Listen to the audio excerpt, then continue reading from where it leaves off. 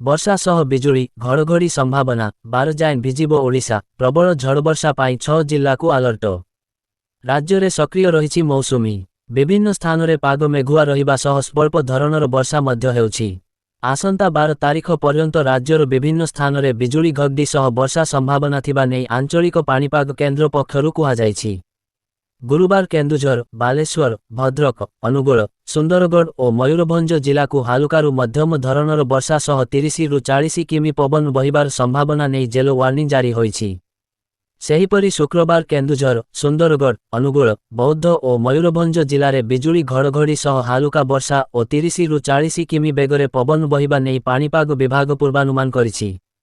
ଅନ୍ୟପଟେ ଭାରତୀୟ ପାଣିପାଗ ବିଭାଗ ପକ୍ଷରୁ ରାଜଧାନୀ ଦିଲ୍ଲୀ ପାଇଁ ରେଡ୍ ଆଲର୍ଟ ଜାରି କରାଯାଇଛି। ରାଜଧାନୀ ଦିଲ୍ଲୀରେ ଗତ ରାତିରୁ ଜାରି ରହିଥିବା ଅବିଶ୍ରାନ୍ତ ବର୍ଷା ଯୋଗୁଁ ସକାଳୁ ସକାଳୁ ସ୍ଥିତି ଗମ୍ଭୀର ହୋଇପଡ଼ିଛି। ସହରର ପ୍ରମୁଖ ରାସ୍ତା, ଅଣ୍ଡରପାସ୍ ଏବଂ ତଳିଆ ଅଞ୍ଚଳଗୁଡ଼ିକ ସମ୍ପୂର୍ଣ୍ଣ ଜଳମଗ୍ନ ହୋଇଯାଇଛି। ରାସ୍ତାରେ ଆଣ୍ଠୁଏ ଆଣ୍ଠୁଏ ପାଣି ଜମି ରହିବା କାରଣରୁ ଯାନବାହନ ଚଳାଚଳ ଗୁରୁତର ଭାବେ ବାଧାପ୍ରାପ୍ତ ହୋଇଛି ଏବଂ ବିଭିନ୍ନ ସ୍ଥାନରେ କିଲୋମିଟର ବ୍ୟାପୀ ଟ୍ରାଫିକ୍ ଜାମ୍ ଦେଖିବାକୁ ମିଳିଛି।